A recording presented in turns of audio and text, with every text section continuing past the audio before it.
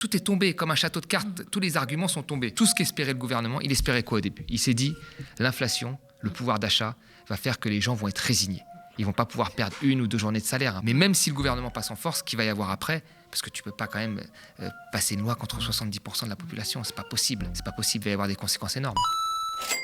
Bonjour tout le monde et bienvenue pour ce nouvel Instant Porcher. Nous sommes ravis de vous retrouver. L'Instant Porcher, c'est un petit moment qu'on se prend entre nous avec Thomas Porcher chaque semaine pour décrypter l'actualité. Comme le dit si bien Lisa, que je remplace exceptionnellement aujourd'hui, les discours sont politiques et les comprendre est une véritable arme démocratique. Je vous rappelle que le média ne dépend que de votre soutien, vos abonnements et vos dons. Rendez-vous sur soutenez.lemediatv.fr pour nous donner de la force. Ce projet de télé libre et indépendante ne peut se faire sans vous et on arrive bientôt avec de nouvelles annonces. Au programme aujourd'hui, le gouvernement a perdu la bataille des idées sur la réforme des retraites. Même la Banque de France est favorable à taxer les super profits. On analyse tout ça dans l'Instant Porcher.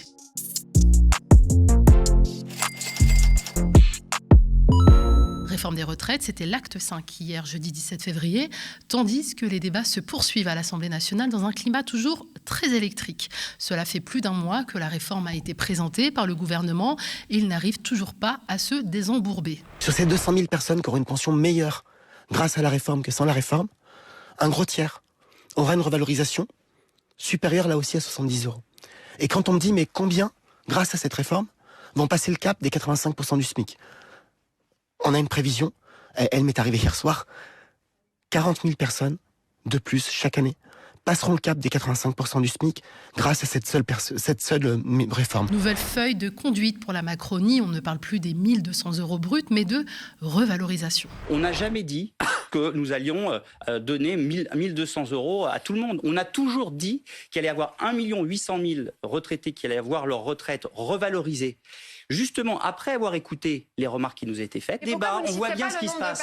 On voit bien ce qui se passe. Parce que 1 200 €. on voit bien ce qui se passe. On parle pas de 1 voit bien 800 ce qui 000 se passe. personnes. Nos oppositions essayent d'entretenir. Écoutez-moi, essayent d'entretenir. C'est dommage de ne pas répondre. Mais j'arrête pas de répondre. Non, mais quel est le vrai chiffre ? Quel est le nombre de Français concernés par la retraite à 1 200 €? Pourquoi vous ne le donnez pas ? Parce qu'il est très bas. Mais parce que ça nécessite des calculs qui sont des calculs. Vous pouvez les faire. Cette séquence politique, déjà malheureuse, aurait pu s'arrêter là.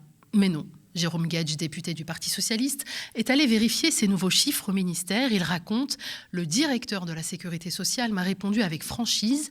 Ils n'ont transmis aucune prévision ces derniers jours. Mieux, ils ne savent pas d'où vient ce chiffre de 40 000. » J'ai continué à analyser les données que j'ai pu obtenir hier en me rendant de manière inopinée à la direction de la Sécurité sociale pour exercer mon pouvoir de contrôle et vérifier les chiffres avancés par Olivier Dussopt. Il y a 3 mensonges.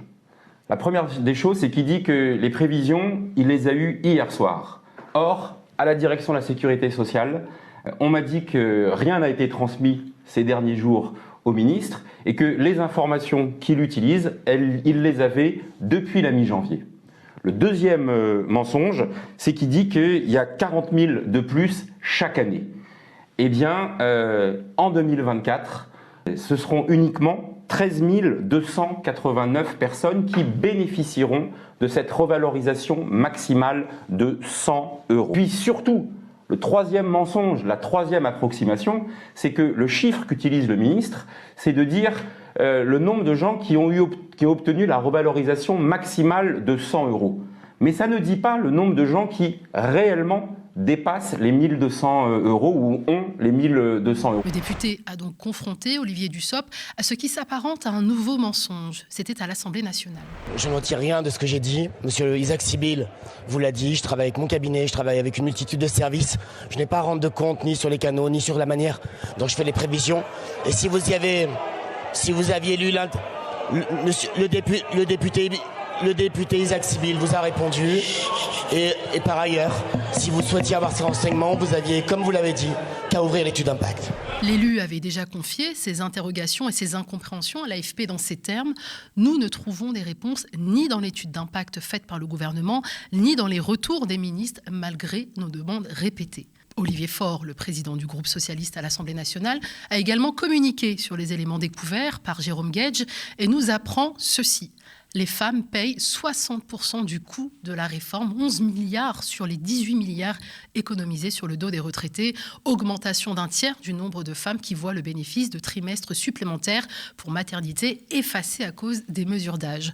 On se rappelle de l'avant-dernier Instant Porcher où on a décrypté l'interview d'Elisabeth Borne sur France 2 que la Première ministre avait du mal à expliquer en quoi les femmes étaient gagnantes dans cette réforme. Bonjour Thomas. Bonjour Nadia. Alors le gouvernement a tenté de convaincre que la réforme des retraites serait plus juste, notamment avec les 1 200 €, l'avantage qui serait donné aux femmes ou encore le maintien de l'âge de 67 ans d'annulation de la décote.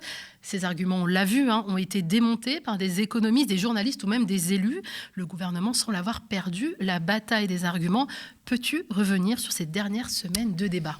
Tout à fait. Là, on est revenu vraiment au départ. Au départ, on était sur une mesure d'économie. Le gouvernement, avec cette réforme des retraites, veut faire plus de 10 milliards d'économies, ce qui comble exactement les baisses d'impôts de production qui ont été faites l'année dernière, de 12 milliards. C'est ça le but au départ.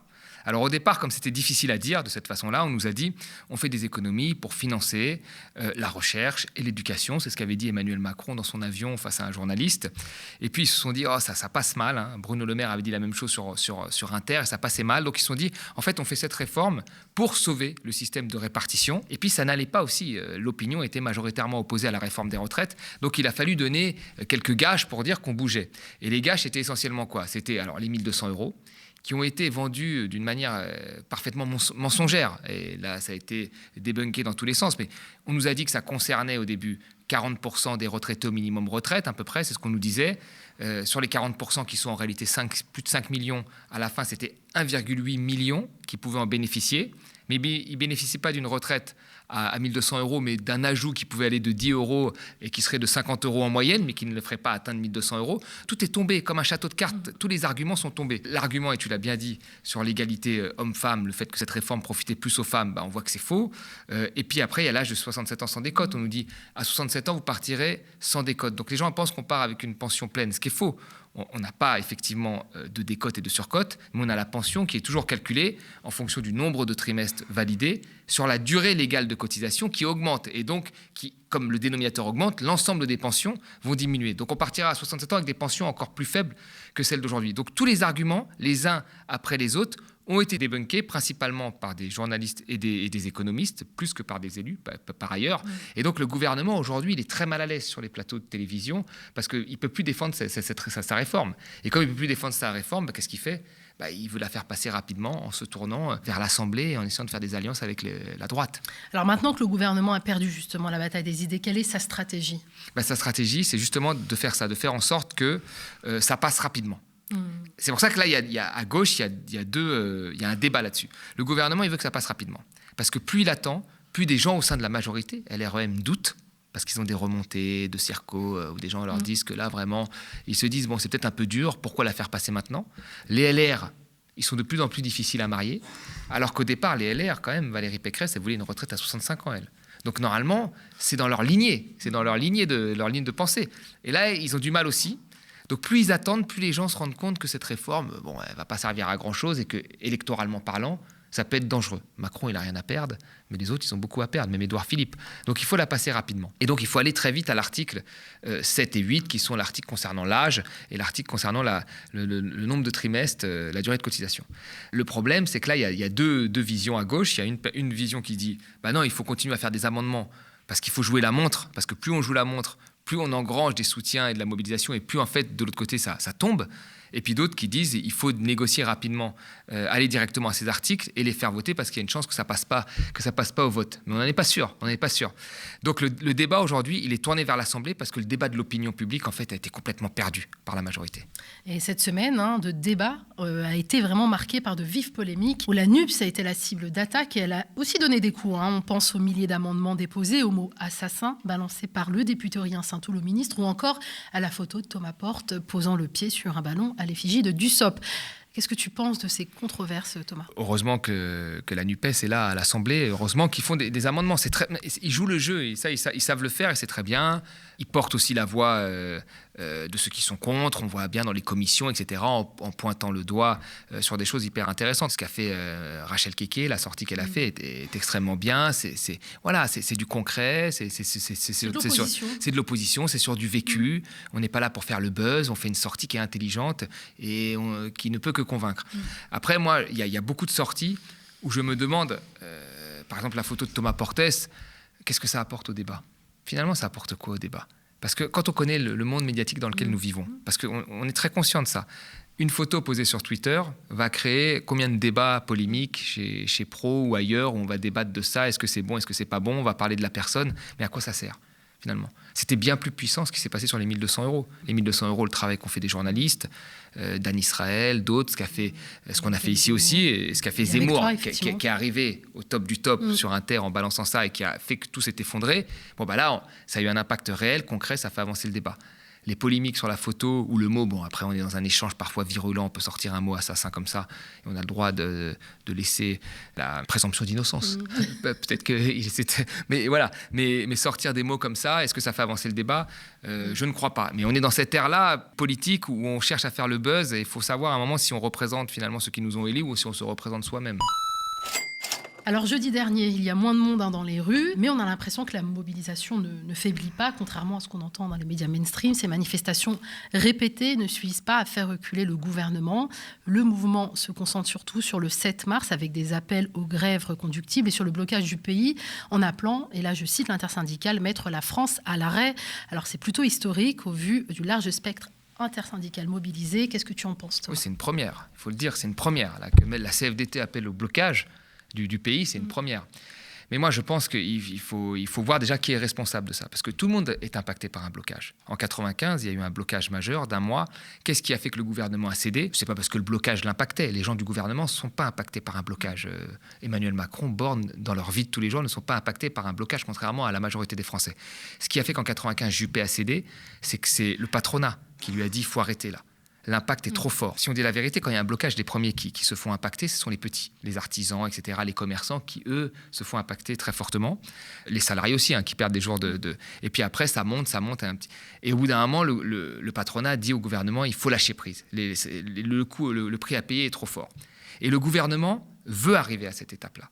Il espère que le soutien à la mobilisation baissera avec les blocages, parce que la population sera impactée et dira « c'est bon, arrêtez le blocage ». Mais c'est lui qui crée ce rapport de force. Parce que quand vous avez quand même les 3/4 des Français qui sont opposés à cette réforme, 60% des Français, selon plusieurs sondages, qui disent qu'ils soutiennent un blocage, les syndicats qui sont contre cette réforme, plusieurs jours de mobilisation, dont des journées historiques, et que vous restez sourd en vous disant « mais non, on va passer », parce que c'est vous qui avez la possibilité de faire tomber ce rapport de force. C'est vous qui voulez aller loin dans le rapport de force. Donc le gouvernement pousse à ça. Et qu'est-ce qui se passe ? Imaginons même que ce gouvernement passe cette réforme. Il passe sa réforme contre la population, en fait, contre le souhait de la population. Qu'est-ce que ça va donner après ? Sur quoi ça va ouvrir ? Ça risque d'être une situation assez dure pour tout le monde. Donc c'est le gouvernement qui pousse à cette situation. On ne devrait pas en être là. Selon un dernier sondage, je crois, près de 60% des Français sont pour le blocage du pays. Oui, tout à fait. 60%, ce qui est énorme, ce qui est du jamais vu. Alors, le gouvernement parie sur le fait qu'après 1 ou 2 journées de blocage, le soutien des Français va descendre à 40%, 30%, pour qu'ils disent, vous voyez, les Français sont conscients, etc. Mais jusqu'à aujourd'hui, en fait, tout ce qu'espérait le gouvernement, il espérait quoi au début ? Il s'est dit, l'inflation, le pouvoir d'achat va faire que les gens vont être résignés. Ils ne vont pas pouvoir perdre 1 ou 2 journées de salaire. Un prof, c'est 80 € par jour qu'il perd quand il fait grève. Un cheminot, c'est pareil. Il s'est dit, ils ne vont pas pouvoir tenir. Et il y a eu des grosses manifestations. 1 journée, 2 journées, 3 journées. Et des caisses de grève. Et des caisses de grève, voilà, heureusement. Donc là, il se dit, le blocage, ça va perturber tous les Français dans une situation difficile, où ils ont déjà des problèmes de pouvoir d'achat. Ils ne pourront pas faire face, et ça va se retourner contre ceux qui veulent la mobilisation. Et on voit que pour l'instant, dans les sondages, ce n'est pas du tout le cas. Donc, nous verrons. Mais même si le gouvernement passe en force, qu'il va y avoir après, parce que tu ne peux pas quand même passer une loi contre 70% de la population, ce n'est pas possible. C'est pas possible, il va y avoir des conséquences énormes. Oui, le mouvement risque de se radicaliser. Oui, ça va se radicaliser, et puis ce sera quand même quelque chose qu'on n'aura jamais vu. L'ensemble des syndicats qui ne soutiennent pas ça, et ça risque d'être compliqué. Donc peut-être qu'après, il y aura d'autres débats, mais moi, je pense que si on perd sur cette réforme des retraites, c'est pas encore le cas. Je ne dis pas qu'on a perdu, mais si on perd, il faut que la mobilisation sociale continue et qu'on ait un espèce de Grenelle sur les salaires pour augmenter tous les salaires, que ça débouche à quelque chose au moins de positif. Il ne faut pas que le mouvement s'arrête comme ça. Mais je pense qu'il ne s'arrêtera pas comme ça. Alors Thomas, maintenant on va parler des riches. Ça faisait longtemps qu'on ne l'avait pas fait dans l'instant Porcher. Enfin si, la semaine dernière, vous aviez parlé avec Lisa des profits records de Total, que l'on vous invite à aller regarder pour en savoir plus. Entre ça et les retraites, on nous demande de serrer la ceinture quand les actionnaires n'arrivent même plus à fermer la leur. La question de taxer les superprofits revient forcément sur la table. Le gouverneur de la Banque de France, François Villeroy de Galhau, est lui-même favorable à une taxe sur les superprofits. Je vais aller un peu au-delà de ma condition de banquier central. Je crois beaucoup au modèle social européen. Oui. Je pense d'ailleurs que l'Europe a quelque chose à dire au reste du monde aujourd'hui, un modèle social et environnemental. Là-dedans, il y a la solidarité et l'équité. La fiscalité doit aussi traduire ça. Je ne fais pas du tout partie de ceux qui disent qu'un bon impôt, c'est un impôt supprimé. L'impôt, ça fait partie du financement des services publics et ça fait partie de la solidarité. Et parfois, il faut en faire arrêtons peut-être un peu la course à la baisse d'impôts dans ce pays, surtout avec les déficits que nous avons. Thomas, comment analyser cet extrait ? Mais ça fait des années qu'il y a une course à la baisse des impôts. Quand Emmanuel Macron est arrivé, il a baissé les impôts en premier sur les très riches, ceux qui payent l'ISF, les 1% de la population française. Il leur a permis d'avoir une baisse de fiscalité de plus de 4 milliards quand même, pour des gens qui détiennent déjà 25% du patrimoine français. Il y a eu la baisse de l'IS, qui a profité l'impôt sur les sociétés, qui a profité majoritairement aux grandes entreprises. Et il y a eu la flat tax, qui est les impôts sur les revenus financiers. Et plus vous êtes riche, plus vous avez des revenus financiers, donc vous avez des taxes en moins. Donc ça a été les premiers cadeaux qui ont été faits. Et qui vont dans la lignée de ce qui a été fait dans d'autres pays. L'Allemagne a baissé, le Royaume-Uni a baissé à l'époque. Tous les pays ont baissé leur fiscalité.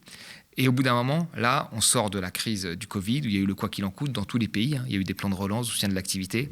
Et qu'est-ce qu'on est en train de faire ? On est en train de gratter là où on peut gratter de l'argent sur la dépense publique. C'est-à-dire qu'on a gratté sur l'assurance chômage, les chômeurs. Là, on gratte sur les retraites, très bien. Après, je pense qu'on va s'attaquer aux aides sociales. Mais les aides sociales, c'est 2-3% du PIB, c'est rien, mais on va taper sur les aides sociales. Et une fois qu'on aura fait ça, il reste quoi ? Pas rien. Il n'y a plus rien. Les collectivités locales, on les a déjà mis à sec. Les fonctionnaires des collectivités locales, on les a supprimés. Après, on ne va pas supprimer des postes dans l'hôpital, c'est pas possible. Ni dans l'armée avec ce qui se passe, là, c'est plus le moment. Et la police, ce sera pas le moment. Donc là, on en est là. Voilà. Tout le monde se dit, peut-être qu'il faudrait avoir des rentrées fiscales et aller chercher des impôts, notamment sur les très riches, qui ont eu des baisses de fiscalité énormes ces dernières années. Alors, c'est pas lui, il arrive un petit peu après la course. Ça a été dit par des économistes français, Piketty, américains, Stiglitz. Ça a été rejoint par des gens de la BCE, du FMI, et puis là maintenant, la Banque de France. En fait, tout le monde est prêt à taxer les très riches, sauf les gens au gouvernement. Voilà. Sauf Macron. Voilà. Alors, Thomas, est-ce que tu peux nous expliquer pourquoi il faut taxer les riches ? Et quand on dit riches, on parle des actionnaires ou grandes entreprises, pas des classes moyennes, qui pensent faire partie des riches. Oui, tout à fait. Parce qu'il y a des études qui ont dit qu'à partir de 4 700 euros, on était riche. C'est pas le cas. Là, on parle des très riches. On parle de ceux surtout qui ont un très gros patrimoine, ou des gens qui gagnent vraiment, qui ont des millions. On ne parle pas de quelqu'un qui a 200 000, 300 000, 400 000, 500 000 euros d'épargne. On ne parle pas de ça. On parle vraiment d'imposer les très hauts patrimoines. Pourquoi ? Parce que quand on regarde la période 1950-1970, les riches se sont enrichis. Ils ont gagné beaucoup plus d'argent. Mais la population, les 99%, ont vu leurs revenus augmenter plus vite que les riches. Ce qui est bien. Enfin, vous avez, 10 millions de fortune. Si vous avez 12 millions ou 13 millions, ça ne change pas beaucoup de votre vie. Mais si vous avez 1500 et qu'on vous donne 1800, 1900, ça change beaucoup dans votre vie. Et donc, ça a été ça entre 1950 et 1970, partout dans le monde, aux États-Unis comme en France. La population normale s'est enrichie plus vite que les riches, qui continuent à s'enrichir. Depuis les années 80, c'est l'inverse. C'est les 1% qui s'enrichissent, mais beaucoup plus vite que les 99%. Et les bas de l'échelle, les salaires ont quasiment stagné tout le temps. Donc là, c'est un vrai problème.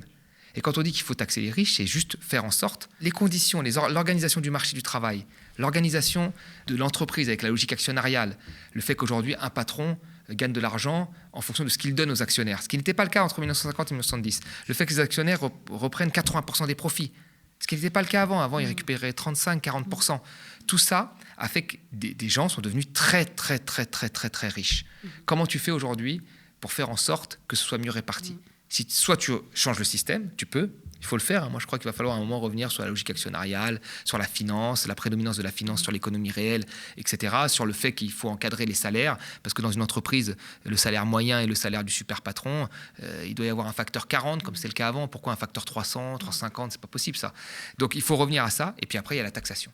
Donc la taxation est quand même importante pour rééquilibrer les revenus. Et cette question est évidemment revenue dans les débats à l'Assemblée nationale sur la réforme des retraites en réponse à un amendement de la gauche visant à faire contribuer davantage les sociétés à la Caisse nationale d'assurance vieillesse. Gabriel Attal défend que notre économie et notre industrie souffrent du poids des impôts de production, beaucoup plus élevés que chez nos voisins, et que cela les dissuaderait de s'installer en France, et dit d'ailleurs, Gabriel Attal, toujours assumer avoir baissé les impôts de production, baisse chiffrée à 18 milliards d'euros par la NUPS. Il a ajouté qu'il fallait renforcer la compétitivité et l'attractivité de notre pays, où 1,5 million d'emplois ont été créés ces dernières années. Est-ce que tu lui réponds, Thomas ?